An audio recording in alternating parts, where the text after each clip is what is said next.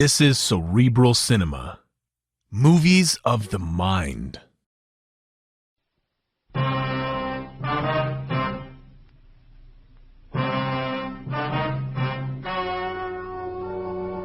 story you are about to hear is true. Only the names have been changed to protect the innocent.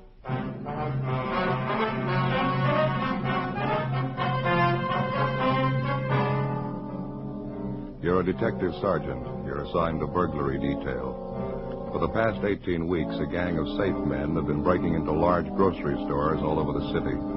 They work fast. You can't localize their operations. Your job? Get them.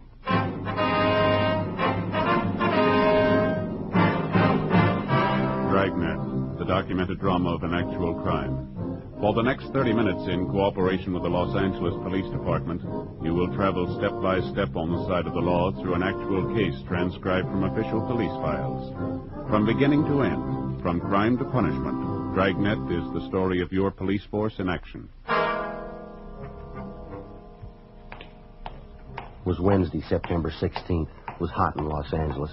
We were working the day watch out of burglary detail. My partner's Ben Romero. The boss is Captain Wisdom. My name's Friday. It was 7:45 a.m. when I got to the service station on the corner. The phone booth.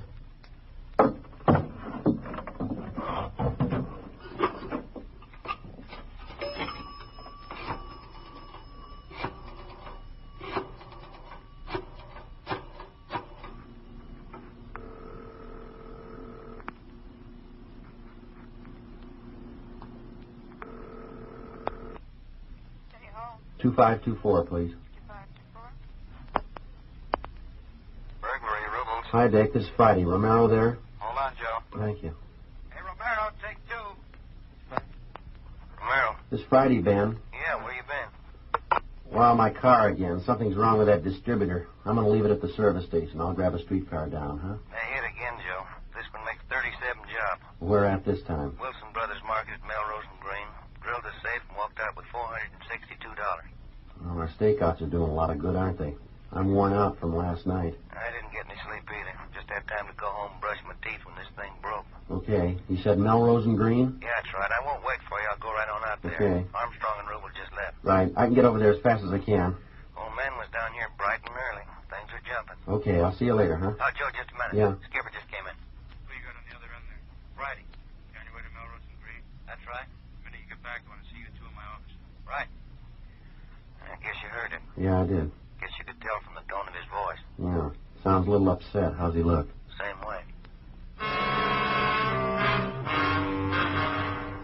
For 18 weeks, Ben and I had been assigned to this same case.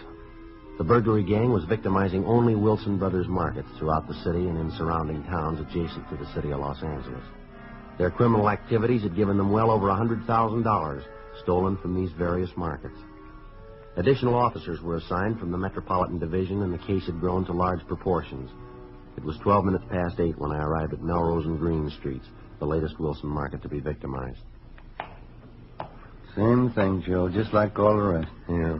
The crime lab find anything? Been here and gone. They found a few particles of cloth, probably from the guy's gloves, some metal shavings for spectrographical analysis. Same as on all the other jobs. Well, how'd they gain entry? Same way, around front. Looks like a tire iron. Pried the door open.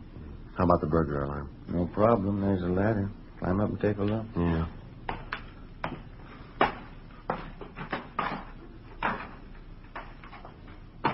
See it? Yeah, I see it. Cut the key leads again, huh? Nothing's different, Joe. Just exactly the same. All around. Well, that really tears it, doesn't it? Yeah. 252 men on stakeout last night, and they know just which market to hit, one that isn't covered. When you figure Wilson's got over 300 stores, we can't cover them all. I think we might have some of the luck. We're sure overdue.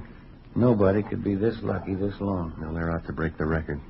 Haven't turned up anything new at all, huh? Not so far. I've been looking around. Come on. Yeah. Rubles and Armstrong in the store? Yeah, they're checking the back of the store, stock room, employees' locker room. And how much was taken? Told you on the phone, $462. Some checks, about $200 worth. Well, this is Wednesday. You suppose the thieves have discontinued the weekend jobs? I don't know. Your guess is as good as mine. Here's the box. Yeah. Sure a good, clean job. A lot different than those first ones, huh? Yeah, they've come a long way. Well, the safe was certainly well lighted, wasn't it? 200-watt bulb up there. Still burning when we got here. Doesn't do much good with all those boxes piled up over there in front of the window, though. The manager says they weren't there when he closed up last night. Well, nothing seems to bother them, does it? They move in, don't chance turning out the light. They just pile crates up between themselves and the street, and then they take their time drilling the box. That's it. There's the usual empty pop bottles, 3 of them. Yeah, to cool the bits with, yeah. Hi, Friday. Didn't know you were here yet. Well, hello, Rubles. How are you? Yeah, but we got something. Yeah? Fished these out of the drain in the bathroom. What do you got? Looks like they tried to get rid of them. Some of the checks torn up and this fishing license ripped in two. Well, could I see those bits? Charles W. Royal, issued last month. Good chance he might have carried the license in his pocket and got it mixed up with the checks. First, maybe he was going to take the checks, but changed his mind, tore them up, the license with him. Well, let's hope you're right, Dick.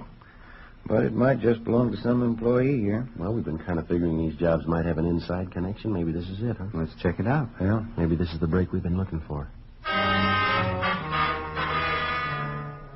We went back to the office and checked the name Charles W. Royal through R&I. No record. We contacted the management of the Wilson Markets. He had been an employee at the store which was just held up. He'd been transferred 6 months prior to their Van Nuys branch. In checking back, we found that the Van Nuys Market was one of the first stores to be burglarized. It was placed under surveillance for several days, and during this period, another Wilson Market was burglarized. The officers conducting the surveillance accounted for all of Royal's time during the burglary. He was brought in for questioning and cleared of any complicity in the burglaries. Monday, September 28th, 8 a.m., we met with Captain Wisdom.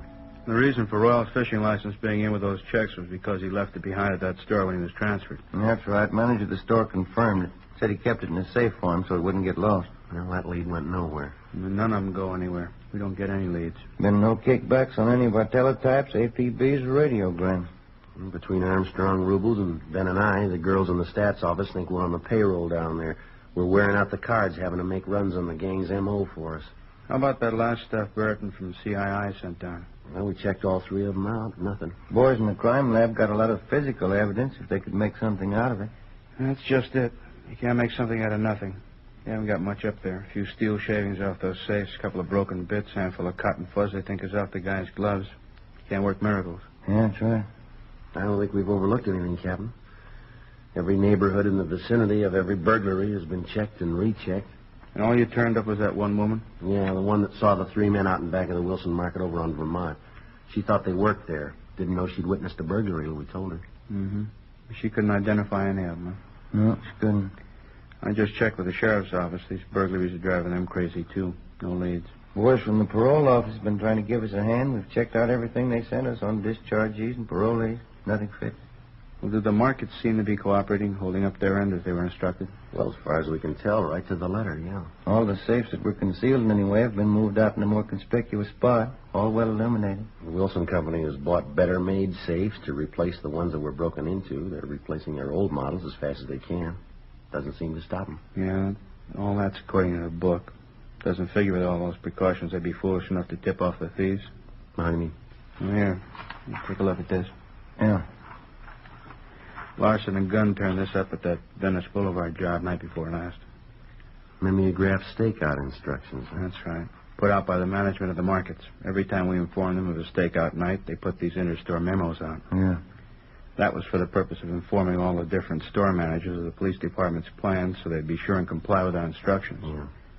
Motive was okay, but the effects have been causing us more trouble than we know. Well, weren't these destroyed after the store managers read them? Apparently not.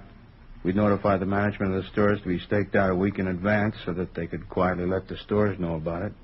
Whether we wanted the lights left on or turned off to move the safe out of hiding, all the various instructions. And the management of the market chain just took it on themselves to send out these memoed sheets, huh? And not only that, in checking the last couple of jobs, either these sheets were in the manager's desks or they were posted in the store someplace. All the thieves had to do was go through a desk or check a bulletin board, and they knew right where we'd be. Huh? Without this advance information, maybe it'll slow them down.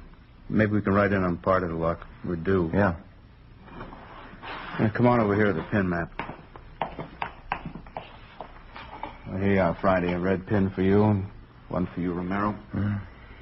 You put them in. I got calluses on my thumb from trying to keep up with those thieves. Yeah. Venice Boulevard and Rockwell. Mm-hmm. Vermont and Marathon. Yeah, just look at him on there. They're going to run us out of pins if we don't blow the whistle on him. Well, I'm getting a little sick of it myself. You take a good look at the map here. All the red pins are these market jobs in and around here and through here. Mm-hmm. As you know, Wilson's got stores throughout most of Southern California. Yeah. They've hit in and around the metropolitan area, Pomona, Glendale, a couple of times at the beach cities. But look over here. That's Eagle Rock. Yeah. Now, for some reason, they're leaving Eagle Rock alone. There's 7 Wilson markets out there, and not one of them have been touched. Well, maybe they'll hit there next, huh? And we double-checked all cruiser units out there, told them to be doubly alert. Also to report any suspicious moves around any of the stores.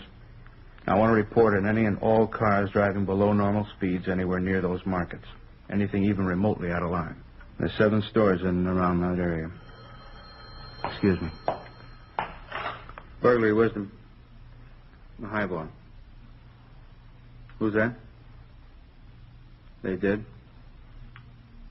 Colorado and Bryce. Yeah, right away. Yeah.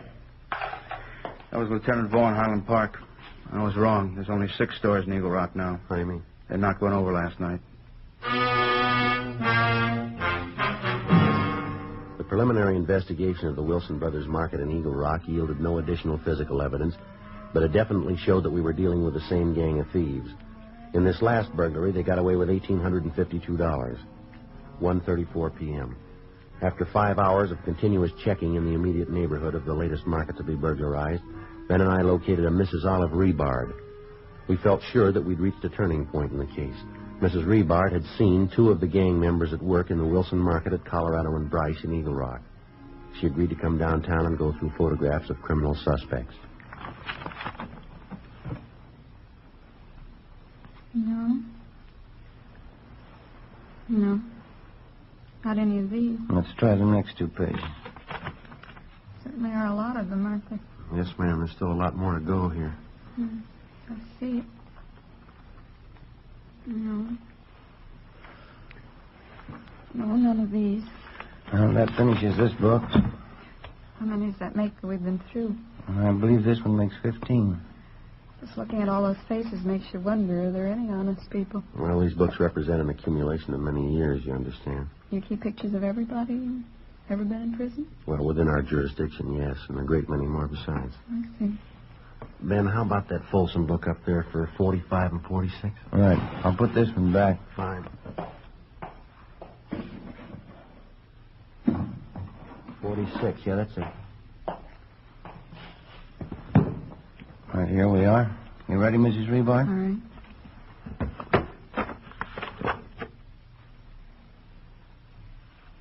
No.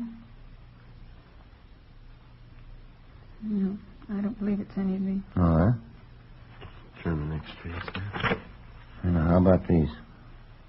No. This one, no. No.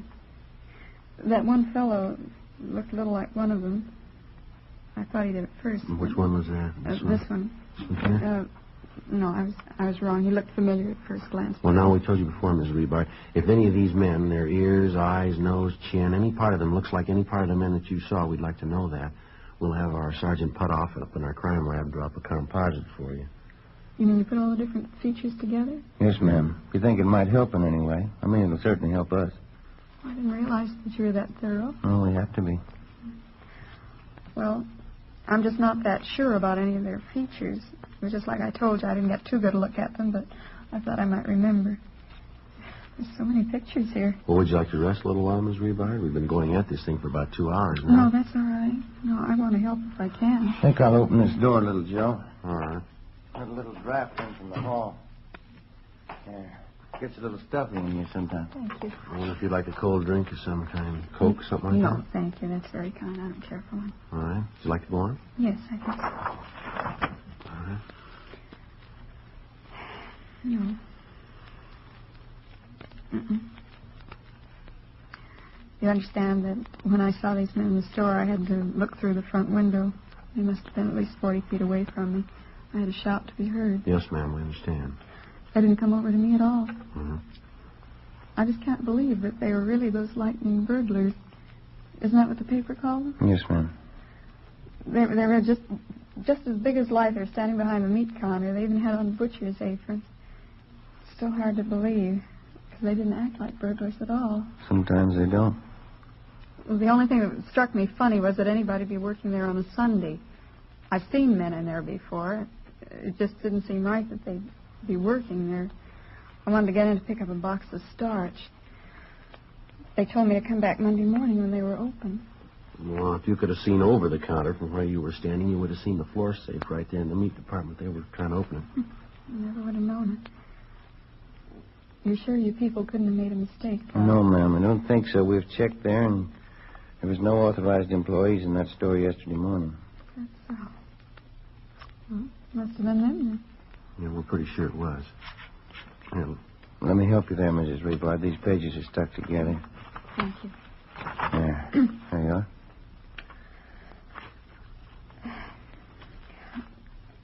I've seen so many photographs, they're all beginning to look alike to me. Mm-hmm.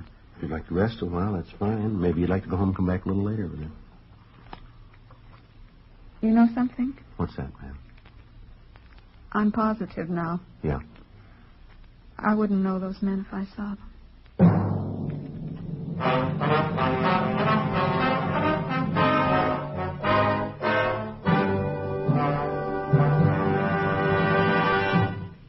You are listening to Dragnet. From beginning to end, Dragnet is the authentic story of your police force in action.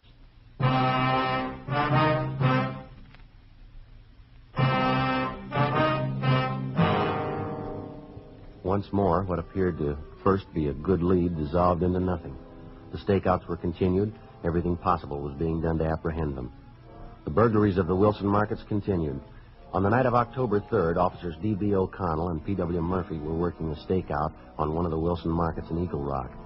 At 2:33 a.m., they had observed a gray Ford Coupe, California license 9 Robert 9813, driving at normal speed until reaching the storefront and then slowing down perceptibly, showing unusual interest in the market.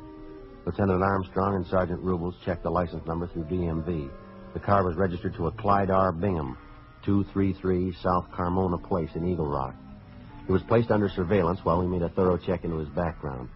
We located him at the neighborhood bar on Colorado Boulevard. We talked to him for an hour.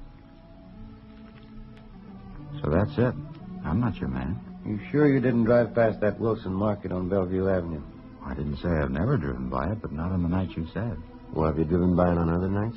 I wouldn't remember that. I live out here, and I drive down Bellevue a lot, but I don't know if I've ever been by that market. I suppose I have. We have your license number and the word of 2 officers who saw you. I'm afraid they must be mistaken. You have the word of Benny and Walt. You just talked to them. I told you I was here on the night of October 3rd. I stayed here until almost daylight talking to Walt. He closed up at 2, and we sat around and talked. And where'd you say your car was parked all this time? Right out in front. Ben Walt told you that, too. I'm telling you, I never left this place the other night. Mm-hmm. Is it possible you could have forgotten? Not all 3 of us. And you didn't loan your car to anybody? No, sir, I never loaned my car. Stayed right out there in front. What'd you say you did after this place closed? As I said, I sat around and talked to Walt. He owns the place. Mm-hmm. What'd you talk about?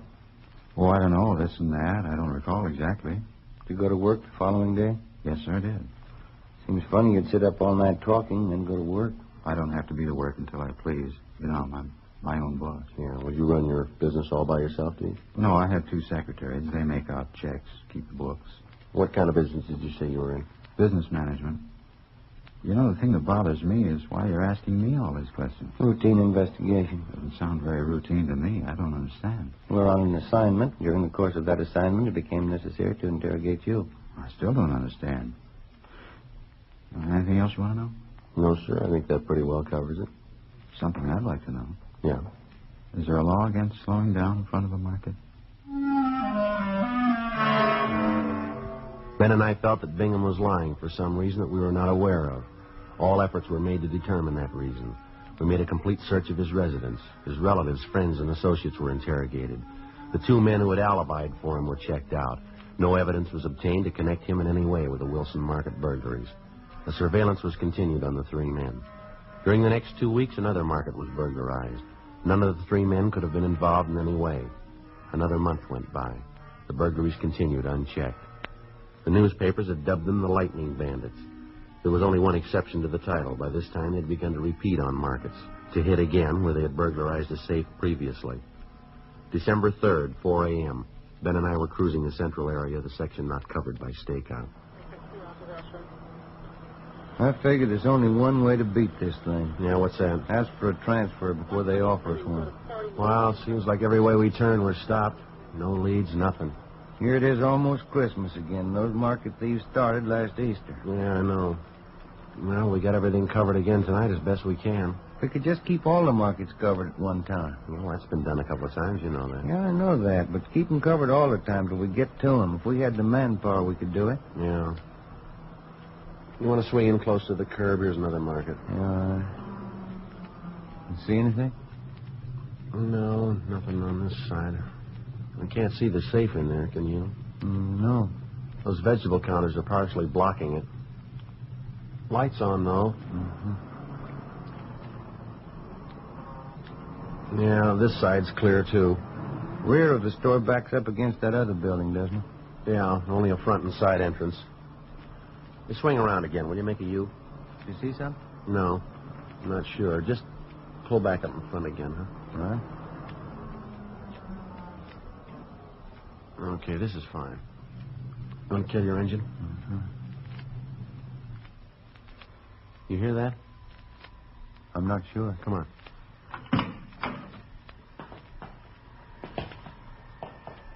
You hear it now? No, it stopped. Come on.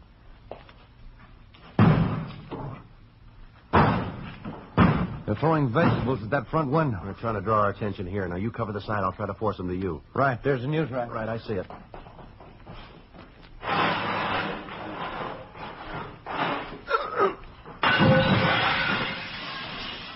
right, hold it right there. Get your hands in the air. I got it, Joe. You want to shake him down? Yeah, right. All right, stand still. Cover him, Joe. I'll see if there's any more besides these two. Right. Who tipped you off? If we'd have had a tip, we'd have gotten you a long time ago. That's it. Just these two. Somebody must have tipped you off. You couldn't be this lucky. Why not? You've had your share. The two men were taken into custody and were identified as Wilfred Lawson and Thomas Greenfield. A check with R&I showed no previous record on either man. After a short interrogation, Wilfred Lawson admitted his part in all of the burglaries of the Wilson Brothers markets. He steadily refused to give us any information as to the other possible members of the burglary gang. Thomas Greenfield was interrogated. He was the more timid of the two. He claimed that this was the first job he'd been on with Lawson, that he did not know of any other members of the gang, that he'd only served as lookout on this particular burglary, and that he was not deeply involved. In further investigation of the two suspects, Armstrong and Rubel found that they had been seen in the company of still another man. It was impossible to get any kind of lead on the remaining suspect. We took the matter up with Captain Wisdom. It was our combined belief that we should allow Thomas Greenfield to be released on the grounds that we believed his story about his slight part in the crimes. He was placed under close 24-hour surveillance. Thursday, December 6th. 2 days after we released Thomas Greenfield, we were called into Captain Wisdom's office. Guess we played it the right way in letting Thomas go. How do you mean? Well, first of all, we passed one up last October. You remember Bingham? Guy driving slow past the market in Eagle Rock? Yeah. Well, he's the one we want. And these two letters, both postmarked today, we picked them up on that mail stop on Lawson. Where's he from, Thomas? Yeah, a couple of choice parts. Yeah, listen to this. Client says to tell you he's not sore anymore. Ever since that mix-up, him and Walt and Benny decided this was the best way to play it. He says he don't want no part of what's yours. And then there's a lot more here. It says he'll get an attorney for Lawson, and he thinks he really put one over on us. Anyway, all three of them are in it all the way. Well, how does Bingham figure in it? We had him under surveillance, didn't we? You know, listen to this from this other letter. Oh, yeah, here it is. I've been talking with C.B. Clyde Bingham, getting real clever now using initials. Yeah.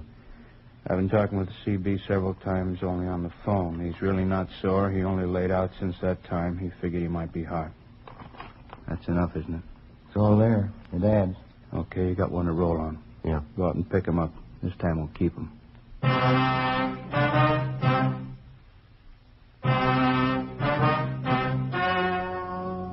story you have just heard was true. Only the names were changed to protect the innocent. On March 22nd, trial was held in Superior Court, Department 88, City and County of Los Angeles, State of California. In a moment, the results of that trial.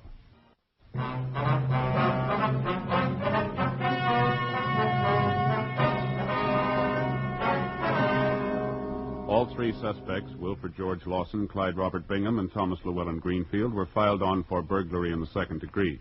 Wilford G. Lawson was filed on for 12 counts, Clyde R. Bingham for 6 counts, Thomas L. Greenfield for 3 counts, sentences to run consecutively. They are now serving their time in the state penitentiary. In view of the fact that the authorities were unable to prove the defendants were armed at the time of the burglaries and the stores were not inhabited, they could only be filed on for burglary in the second degree. Second-degree burglary is punishable by a term of not less than 1 nor more than 15 years. Ladies and gentlemen, we wish to gratefully acknowledge the Michael Award presented by the Academy of Radio and Television Arts and Sciences.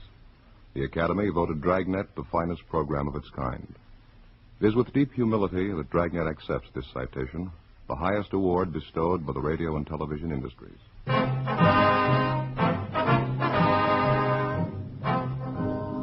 You have just heard Dragnet, a series of authentic cases from official files.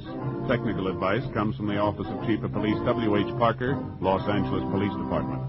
Fatima Cigarettes, best of all long cigarettes, has brought you Dragnet, portions transcribed from Los Angeles. Stay tuned for Counterspy next over most NBC stations. Cerebral Cinema hopes you have enjoyed this movie of the mind.